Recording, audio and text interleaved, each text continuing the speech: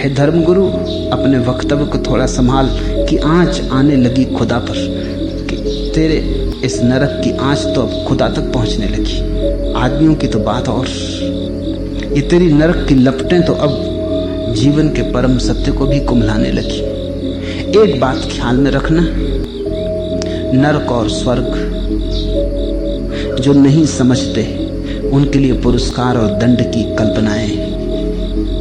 पाप और पुण्य जो नहीं समझते उनके लिए की गई व्याख्याएं। जो जागता है, समझता है, न फिर कोई पाप है, न फिर कोई पुण्य है, न कोई स्वर्ग है, न कोई नरक है, जीवन ही सब है। और जो समझता है उसकी समझ काफी, समझ के ऊपर कोई और शास्त्र नहीं, समझ आखिरी सिद्धांत है। हाँ, जब तक न समझा हो तब तक दूसरे जो बताएं उनके आधार पर चलना ही होगा। आंख न खुली हो तो टटोलना ही होगा, आंख बंद हो तो हाथ में छड़ी लेके रास्ता खोजना होगा। सारे नीति नियम अंधे के टटोलने जैसे। आंख खुल जाए फिर कोई रीति नियम की जरूरत नहीं, फिर सब मर्यादाओं से व्यक्ति मुक्त हो जाता है। अमर्याद है चैतन्य, और उसी अमर्याद चैतन्य में से सारी मर्यादाएं अपने आप निकलती। स्वतंत्रता है परम, लेकिन स्वच्छंदता नहीं।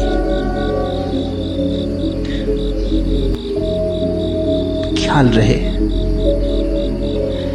रीति नियम तब तक जरूरी हैं जब तक तुम्हारा ध्यान नहीं जगा। ध्यान जगेगा तो ही तुम्हें शाश्वत मूल्य का पता चलेगा।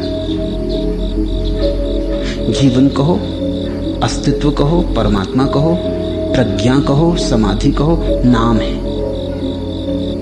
नाम ही अलग है। सार की बात इतनी है कि तुम्हारा ध्यान का दिया जल जाए, बस फिर किसी नीति का तुम पर बंधन नहीं, क्योंकि तुम कुछ करके भी अनैतिक ना हो पाओगे।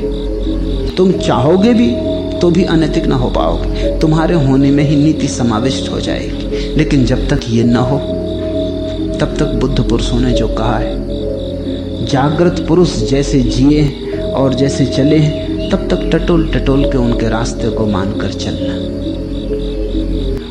नीति जागे हुए पुरुषों का अनुसरण है, धर्म तुम्हारे भीतर जागरण का आगमन है।